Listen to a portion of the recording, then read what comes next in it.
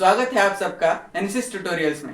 My name is Nayan Sargar और आज basic concepts in geometry के लेक्चर नंबर 5 में हम देखेंगे प्रॉब्लम सेट 1 के क्वेश्चन नंबर 6 to 10।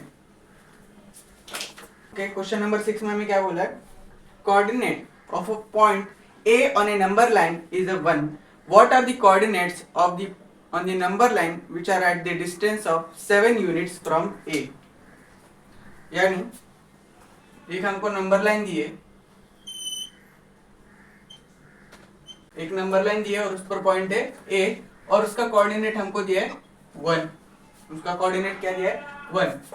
और उसके 7 यूनिट्स बाद और 7 यूनिट्स पहले जो भी कोई नंबर आएगा, यानी जो भी कोई कोऑर्डिनेट आएगा उसका वैल्यू हमें पूछा है। तो हम लोग क्या कर लेते हैं, पहले भी सेम हमने एक ऐसा क्वेश्चन किया था पहले प्रैक्टिस सेट में। तो यहाँ पर एक पॉइंट ले लेते हैं बी और यहाँ पर एक पॉइंट ले लेते हैं सी, और b का कोऑर्डिनेट हम लोग ले लेते हैं x और c का कोऑर्डिनेट हम लोग ले लेते हैं y।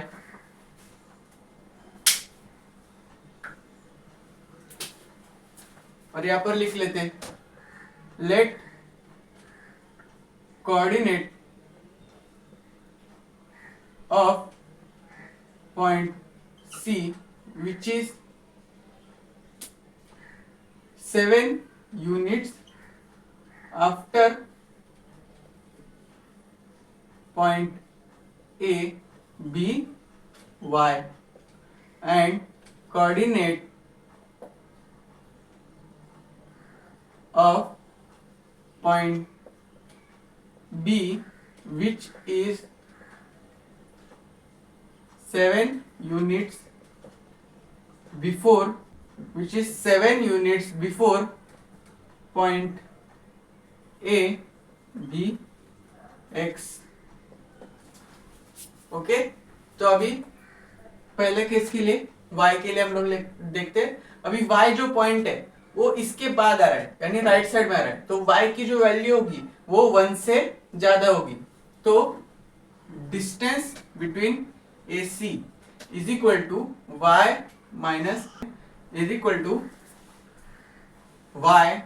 Minus one. अभी माइनस में इधर शिफ्ट करेंगे तो ऐड होगा।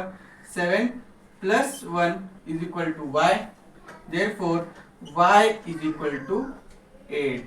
y इज इक्वल टू 8, यानी y ये जो कोऑर्डिनेट है उसका वैल्यू कितना है? 8।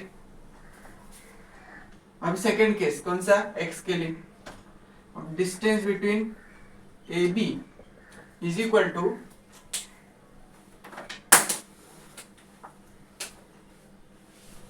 Distance between AB is equal to, अब x बड़ा या 1 बड़ा? x लेफ्ट साइड में, यानी इसकी वैल्यू घटती जाएगी, तो x जो है वो 1 से छोटा है तो 1 बड़ा, तो 1 माइनस x।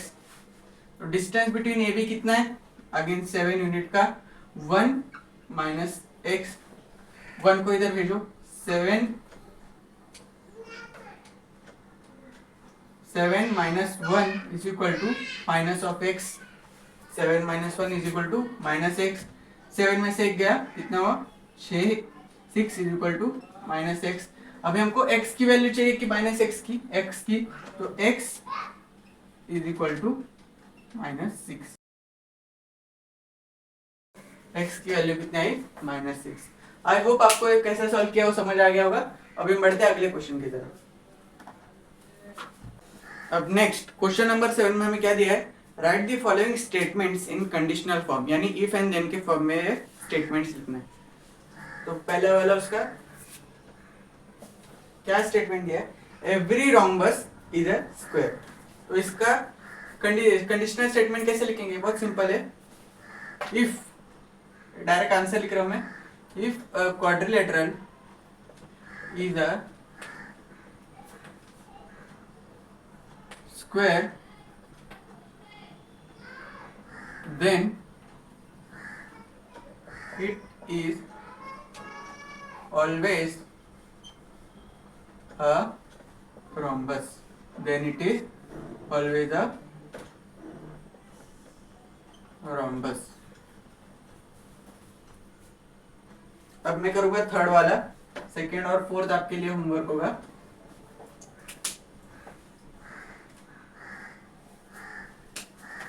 थर्ड वाले में हमें क्या बोला है, a triangle is a figure form by 3 segment. तो इसका कंडीशनल स्टेटमेंट क्या आएगा, if the figure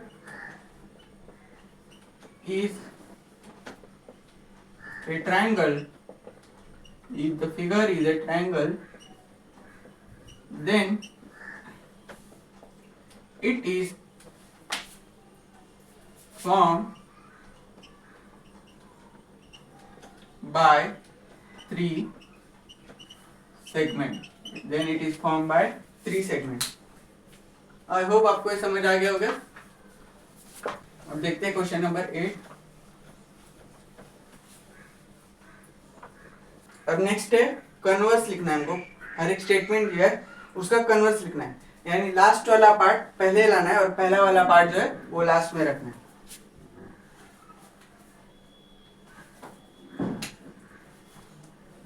question number 8 का फर्स्ट वाला, if the sum of the measures of an angle in a figure is 180 degree then the figure is a triangle. तो इसको कैसे लिखेंगे converse, if the figure is a triangle, if the figure is a triangle,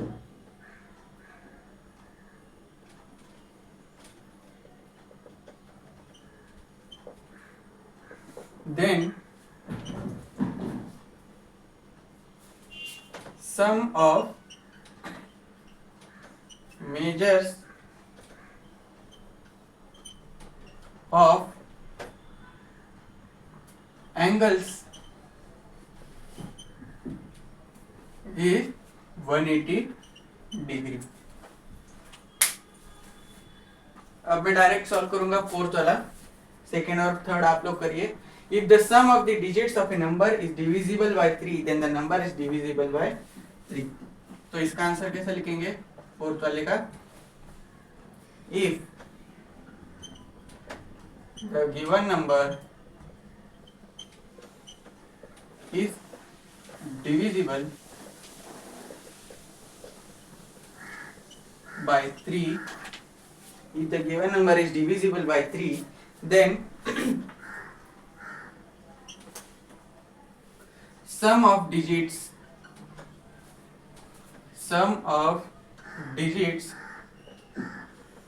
of a number, sum of digits of a number is divisible by 3।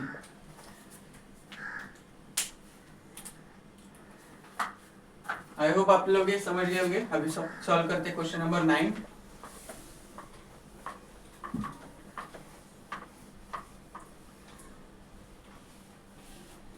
अब question number 9 में हमको क्या दिया है, राइट द एंटीसीडेंट यानी given part and the consequent part to be proved in the following statement. Antecedent यानी क्या, जो भी हमको गिवन है, और कॉन्सिक्वेंट यानी क्या, जो हमको प्रूव करना है, वो हमको इसमें से लिखना है। Question number 9 first, if all sides of a triangle are congruent then its all angles are congruent. तो इसमें एंटीसीडेंट पार्ट क्या है,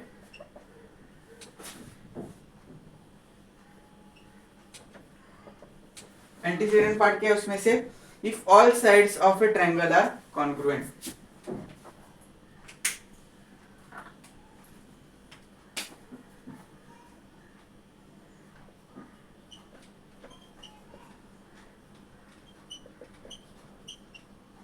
if all sides of triangle are congruent। अब कॉन्सिक्वेंट क्या है,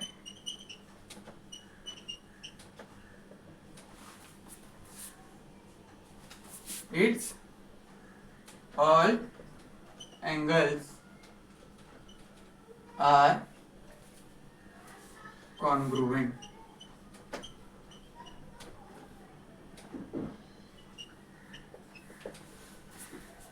सेकंड वाला आप एक बार करके देखिए और जो भी आंसर आएगा वो कमेंट करके बताइए।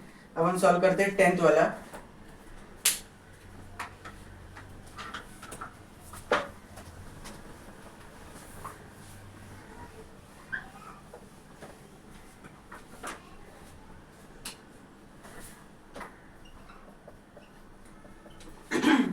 10th वाले में हमको क्या करना है, सेम एंटीसीडेंट एंड कॉन्सिक्वेंट लिखना है लेकिन फिगर के साथ। तो पहला जो है क्या बोला है, two equilateral triangles are similar. Equilateral triangle यानी क्या, जिनके तीनों साइड सिमिलर हो। तो सपोज मैंने ये बनाया,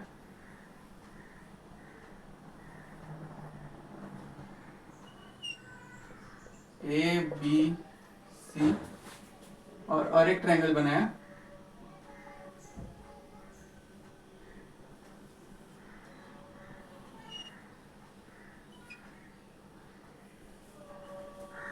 पी क्यू आर। इसका एंटीसीडेंट स्टेटमेंट क्या आएगा, antecedent the given triangles are the given triangles are equilateral। और consequent statement क्या आएगा, क्या प्रूव करना है हमको, ये दोनों सिमिलर है। These triangles are similar।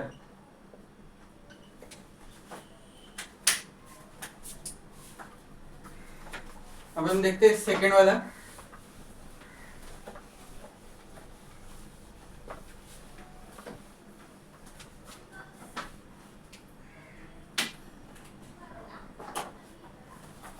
Second वाले में क्या बोला है, if angles in a linear pair are congruent then each of them is a right angle.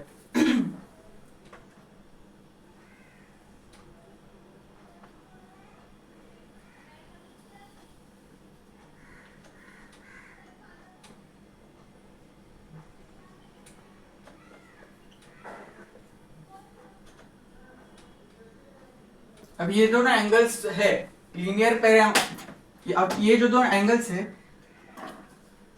अब ये जो दोनों एंगल्स है वो कैसे, लीनियर पेयर ऑफ एंगल्स है।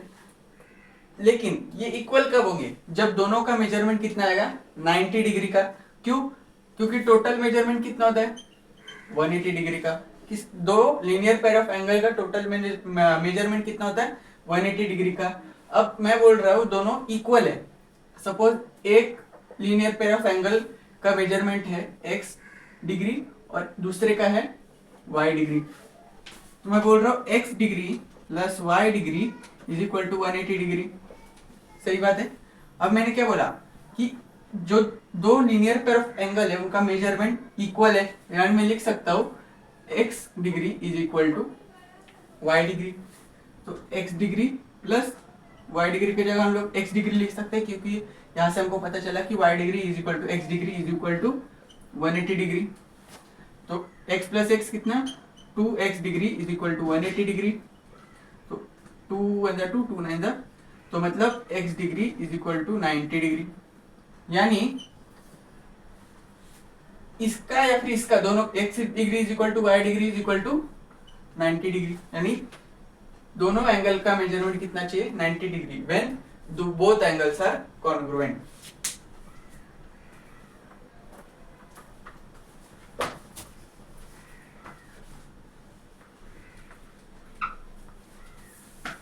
अब एंटीसीडेंट स्टेटमेंट क्या होगा इसका, angles in a linear pair are congruent. और कॉन्सिक्वेंट स्टेटमेंट क्या होगा इसका, कॉन्सिक्वेंट स्टेटमेंट होगा ईच एंगल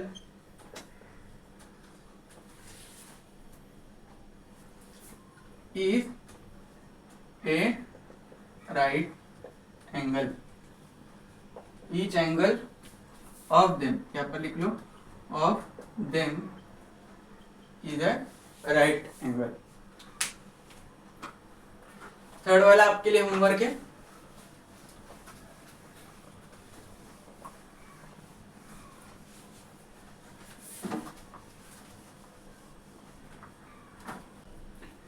तो तो इसी के साथ हमारा ये चैप्टर खत्म हुआ। मिलते हैं नेक्स्ट लेक्चर में। अगर आपको ये वीडियो अच्छा लगा तो प्लीज लाइक, शेयर और सब्सक्राइब जरूर करना, और अगर आपको कुछ डाउट्स होंगे तो प्लीज कमेंट सेक्शन में बताना। Thank you.